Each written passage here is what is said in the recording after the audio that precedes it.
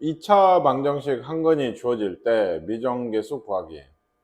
이런 건 중학교에서도 많이 푸는 문제죠. 한 건이 1이라고 하면 어떻죠? 이 방정식의 근 1이란 건 x가 1이라는 얘기니까 1을 대입을 하죠. 그래서 1 뭐 더하기 k 빼기 2k니까 마이너스 k 더하기 1이 0이다. 즉 k는 2가 되고요. 다른 한 건을 구하라고 하는 건 이 k를 다시 넣어서 더하기 2x 마이너스 3이 0이네. x가 마이너스 3이랑 1이 되죠. 그래서 1이 근이었으니까 다른 한 거는 마이너스 3이 답이 되는 거. 이런 것도 한 건이 마이너스 루트이면 넣으면 됩니다. 그래서 a를 구해서 이제 값을 구하시면 되는데, 하나 얘는 마이너스 루트 2가 해라고? 그러면 나머지 한 거는 루트 2지 라고 접근하시면 좀 그렇죠. 왜냐면 a가 그냥 상수라고만 돼 있어요. 그러니까 무리수일 경우에 답이 무리수인 걸 보니, 그죠? 답이 무리수인 걸 보니 a가 뭐 예를 들면 0이라든지 이런 건 안 되는 것 같아요. 예, 근과 계수의 관계로 안 되는 것 같습니다. 무리수니까 얘가 무리수 있고 얘는 무리수가 계수로 들어가 있는 방정식이니까 이런 내용이 지금 성립을 안 하는 겁니다. 이런 건 대입하셔야 돼요. 대입해서 A 구해보고, 이것도 두 근이 n하고 4라는 건 한 근이 4라는 거죠, 일단은. 그러니까 넣어서 뭘 구해요? m을 구하고요. 그 다음에 m을 구해서 다시 식을 넣으시면 뭐가? 다시 다른 근을 구하면 n이 나오겠죠. 예, 해보시고. 이것도 k-1의 한 근, 문자가 한 근이라고 하는 거예요. 어쨌든 얘를 대입하는 거예요. 그러니까 2에 x자리에 k-1을 대입을 하시면 이렇게. 얘는 k 플러스 1이 있고 k-1이 또 대입이 되고, 마이너스 k 더하기 3은 0이다. 이런 식을 만족을 하는 거죠. 그러니까 2k제곱, 마이너스 k제곱, k제곱이고요. 마이너스 2k, 마이너스 3k.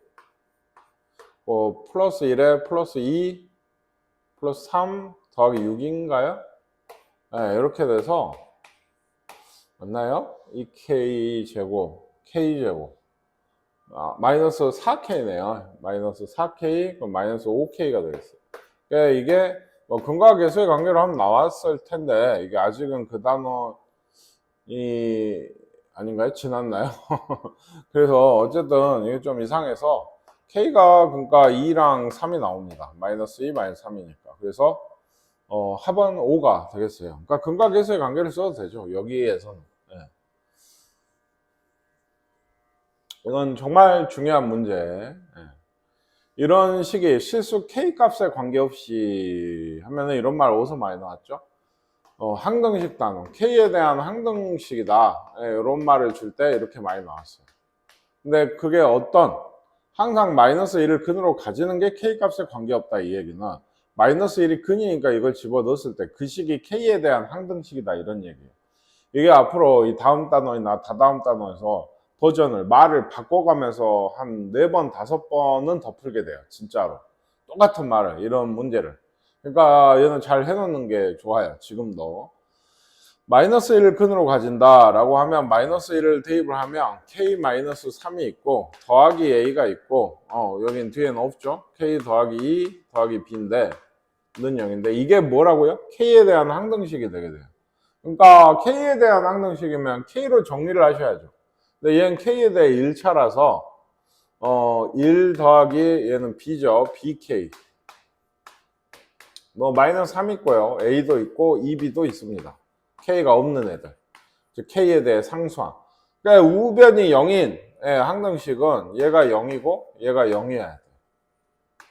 그러니까 b가 마이너스 1이고 마이너스 1이니까 5고 a가 5고 뭐 이렇게 나오게 되는 거예요. 이게 정말 중요한 문제예요. 시험 문제까지 잘 나옵니다.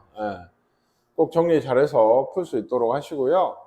여기가 좀 힘들죠. 절대값기호를 포함한 방정식은, 절대값기호는 중학교 3학년 1학기 때 했던 얘가 원래는 a가 0보다 크면 그냥 나오고 마이너스 달고 나오고 이런 게 있었는데, 얘랑 그러니까 절대값 a랑 같아요. 그래서 a가 0 이상이면 그냥 나오고 a가 0보다 작으면 마이너스를 달고 나온다. 지난 시간에도 한번 얘기한 것 같은데 정말로 중요합니다.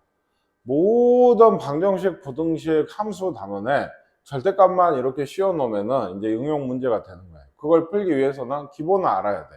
기본도 알고 그냥 풀어질 때도 있거든요. 그거가 활용될 때의 팁. 그리고 그 상황이 어떤 상황인지 다 외워야 돼, 일일이. 그냥 이것만 해서 또 되는 것도 아니라고. 이건 외우세요, 일단. 얘는 얘랑 같고요. 이렇게 나오기도 하거든요, 얘 대신에. 그럼 난 알아봐야 돼. 자, 절대값이 나오면 어쩐다고? 범위를 나눕니다. 절대값이 나오면 범위를 나눠요. 그게 제일 기본이에요. 지금 같은 경우에도 x 빼기 3이 0보다 크냐 작냐예요. 그러니까 x 빼기 3이 0보다 클 때, x 빼기 3이 0보다 작을 때. x 빼기 3이 0보다 크면 x제곱에 그냥 나오죠. 이렇게 되고 얘가 9다. 이런 식이 돼요. 얘가 넘어오면 x제곱 더하기 x 빼기 12가 0이니까 x는 4랑 마이너스 4랑 3이 되거든요. 근데 이게 이렇게 돼 있으면 범위가 사실은 3보다 크고 3보다 작을 때 거죠. 3보다 크네. 예, 3 이상이니까 3은 골라야 돼요, 지금. 이게 해예요. 그러니까 여기서 이렇게 골라지는 해는 무조건 다 되는 거예요. 절대값의 풀이라는 건 기본적으로 어떤 그냥은 못 풀어요. 그러니까 범위를 이렇게 나눠서 풀어서 여기서 나온 해, 여기서 나온 해를 구하는 거기 때문에 뭐 겹치는 걸 고른다든지 하는 게 아니고 이런 식으로 각각의 범위에서 나와 있는 해는 다 돼요. 물론 범위에서 안 되는 해는 잘라내야겠죠. 그래서 일단은 이런 해가 있고 이럴 때 이때는 그냥 거의 절대값이 그냥 사라지는 거거든요. 없어졌어요. 근데 얘는 마이너스를 달고 나옵니다. 달고 나온다는 건 언제나 가로 그 절대값 안에 있는 거에 가로를 씌워서 마이너스를 붙이시는 거예요.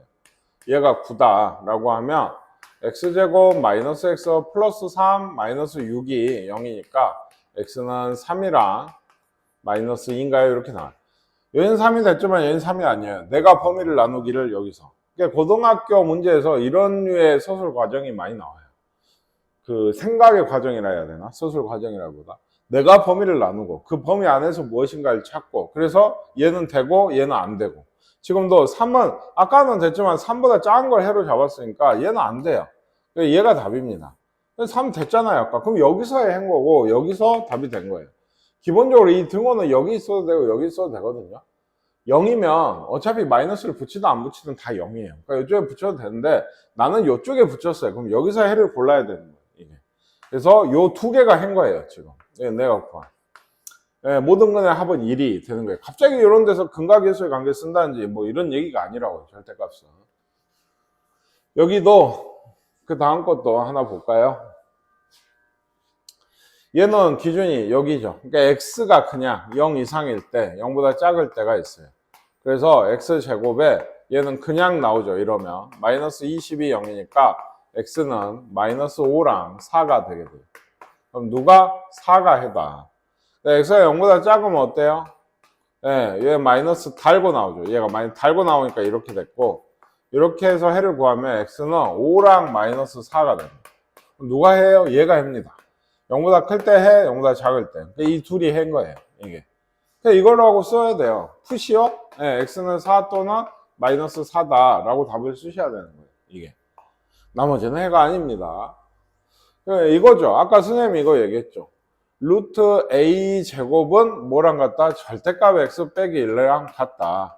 그래서 이걸 푸셔야 돼요. 지금 얘도 x가 1 이상이면 그냥 나와요. 나는 이걸 풀어야 돼요. 네, x가 1보다 작을 때는 여기가 마이너스를 달고 나와요. 나는 이걸 풀어야 돼요. 둘 다 좀 풀어보면 x제곱 마이너스 x 넘어간 거예요. 마이너스 2가 0이니까 x는 2랑 마이너스 1이 돼요. 1보다 큰 거 얘죠. 요거는 x제곱에 더하기 x 플러스 1이니까 마이너스 얘는 근해 공식까지 써야 되네요. 네, 실근은 나오는데 x는 2분의 마이너스 1 플러스 마이너스 루트 1 빼기 4 이게 더하기 16, 17이 되네요. 보시면 알겠지만 얘가 대충 4점 얼마예요? 루트 16보다 크니까 그랬을 때 지금 1보다 작은 애를 구하죠. 그러면 마이너스 1 마이너스 얘는 돼요. 2분의 해가 이 두 개가 있는 건데 이거랑 2분의 마이너스 1 마이너스 루트 10죠. 얘는 돼요. 마이너스니까. 근데 얘는 4점 얼마니까 더하면 3점 얼마죠? 그걸 나누면 1.5 얼마예요. 그러니까. 그래서 얘는 1보다 큽니다. 그러니까 얘는 해가 아니에요. 그러니까 요거랑 요게 해예요. 2랑 얘가 해예요. 예, 근데 혹시 써야 될 일 있으면 망설이지 말고 쓰세요. 뭐가 이상한 애가 아니고 쓸 때는 써야 돼요. 얘는 바로. 이런 방정식, 절대값이 붙은 방정식까지도 얘가 나온 얘고요.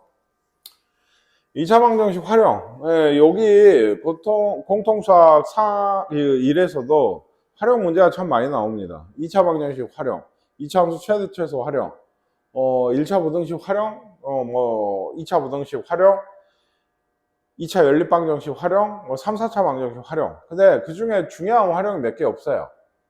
2차 함수 최대 최소 활용. 이건 시험에도 잘 나오고 꽤나 제일 중요하고요.